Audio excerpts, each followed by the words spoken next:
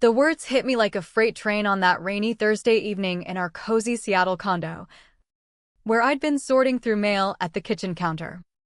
I'd assumed Michael was just wrapping up a work call in the den, his voice drifting out low and confident, the kind he saved for his superiors. "Yeah, Edward. I'll be flying solo to the fundraiser," Michael said.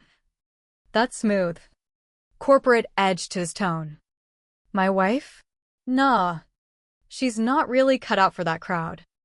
You get me, too down-to-earth for the Sapphire Ridge scene."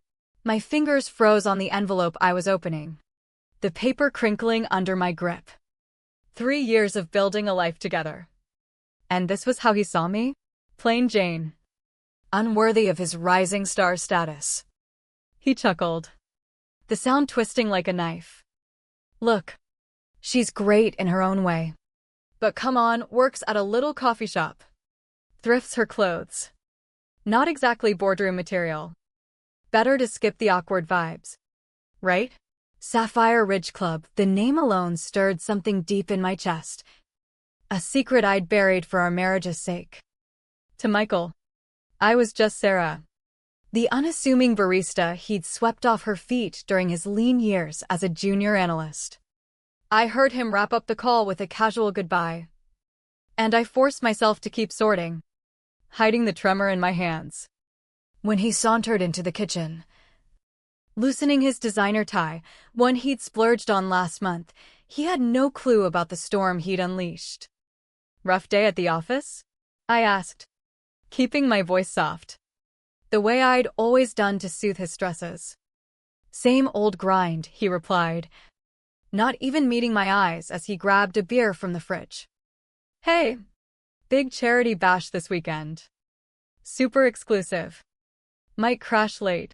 The Sapphire Ridge fundraiser?" I murmured, testing the waters. His head snapped up, eyes narrowing like I'd caught him in a lie. "How'd you know about that?" "Overheard your chat," I said plainly. "Walls aren't that thick." A flash of alarm crossed his face before it settled into that condescending mask I'd noticed more often lately, part annoyance, part pity. "Sarah, listen," he said, leaning against the counter like he was explaining finances to a kid. "This isn't some backyard barbecue. It's high-stakes networking with real players, Edward Sinclair and his wife Victoria. Folks who've got the world on a string. They expect a certain level." "What level?" I pressed, though the answer burned in my gut. He sighed, raking a hand through his gelled hair. "People who get the finer things, vintage wines, art auctions, private jets, Ivy League vibes, summers in the Hamptons." "You're sweet, Sarah. Really. But slinging lattes? Budget outfits? You've never even touched a Michelin star menu." "It's not you, it's strategy." Each jab landed heavier than the last. Not because they stung my pride, I'd chosen this humble facade, but because of the disdain dripping from his words. Like I was a liability to his glossy ambitions. "I get it," I whispered, stacking the mail neatly. "Don't want me cramping your style." He nodded, relief flooding his features. "Knew you'd see reason. This promo's huge once I nail it. We'll level up big time." I gave him that practiced, placid smile, the one that had masked my inner turmoil for years. "Whatever works for you, Michael." He pecked my cheek like I was a dutiful pet, then headed to the shower, humming some upbeat tune. The second the water roared, I snatched my phone and dialed a number dormant for too long. "Hargrove Legal Group," came the crisp response. "It's Sarah Hargrove. Put me through to Thomas right now." A beat of silence. "One moment. Miss Hargrove." Thomas's voice boomed through seconds later, laced with worry. "Sarah? It's been over a year. Everything okay?" "Not anymore," I said, glancing toward the bathroom door. "It's time to pull the trigger." "On what?" "Reclaiming it all. Schedule an urgent board meet for dawn tomorrow." "And Thomas?" "Transfer full control of Sapphire Ridge to me by week's end." Done. Anything else? Michael's off-key singing echoed. No doubt daydreaming about schmoozing without his ordinary anchor. Yeah, I breathed. Time Michael meets the real me. 3 years back. I'd parked myself in a dingy corner booth at Brewhaven, the most no-frills spot in downtown Seattle, nursing a black coffee and flipping through a dog-eared novel. I'd just hit 26.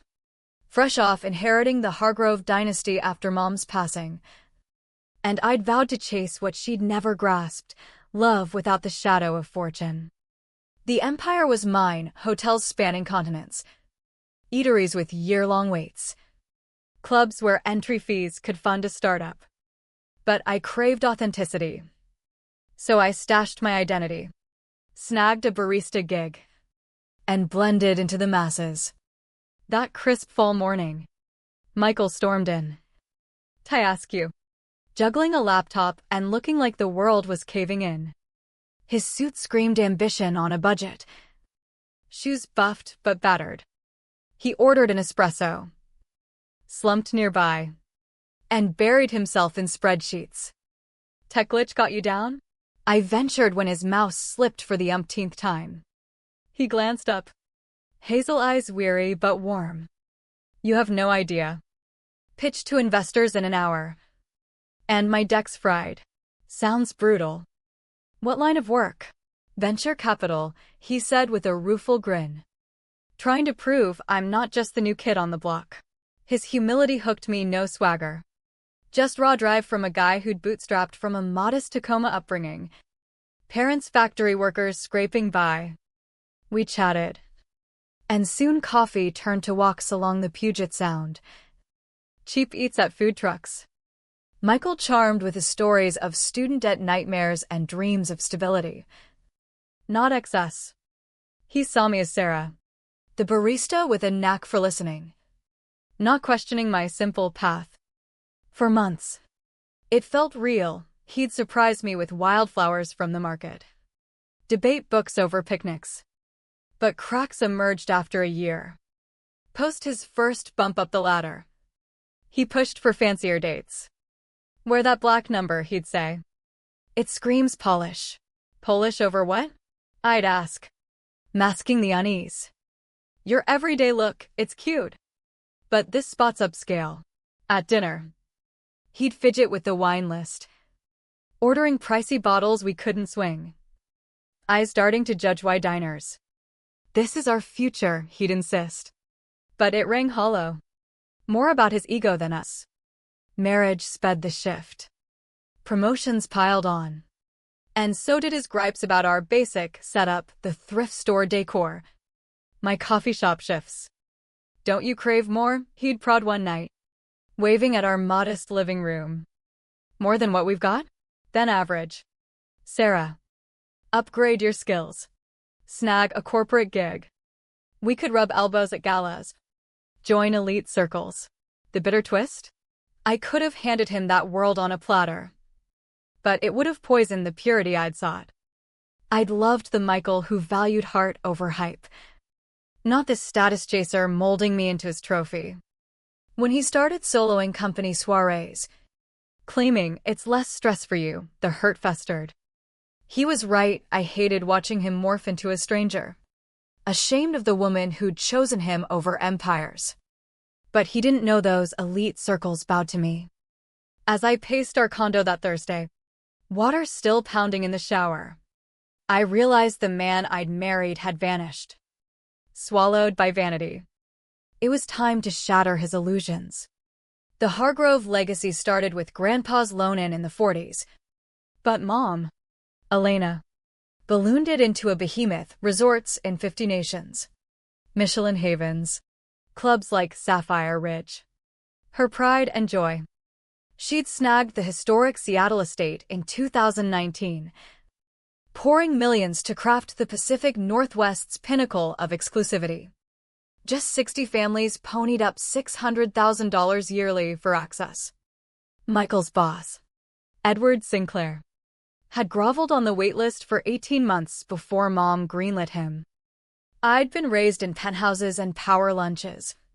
Mastering deals before driver's ed. Mom prepped me as heir but cautioned on wealth's curse. It warps bonds. Sarah. Folks chase your wallet, not your soul.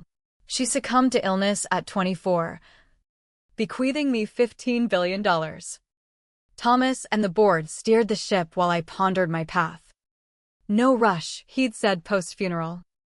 But I bolted, not forever, but to test normalcy. We veiled my role legally. I vanished to Seattle as Sarah Middleton, brewing Joe and pinching pennies. Liberating, yet lonely until Michael. For a spell. It sparkled, shared dreams, tender moments. But a scent corroded him, unveiling a core obsessed with facade. The guy who'd wooed with sincerity now nitpicked my lack of polish, blind that I commanded the realms he coveted. Sapphire Ridge? Mine. Edward Sinclair. His idol?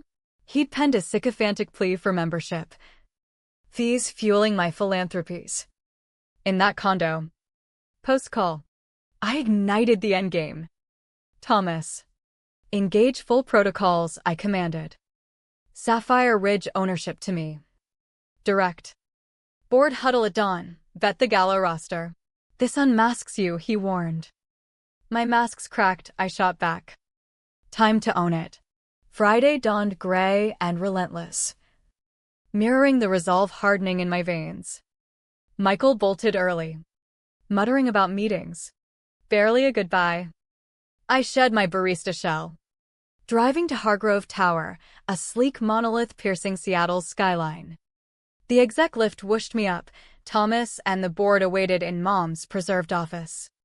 Sarah. You seem ready, Thomas noted, eyeing my cardigan camouflage. This facade ends today.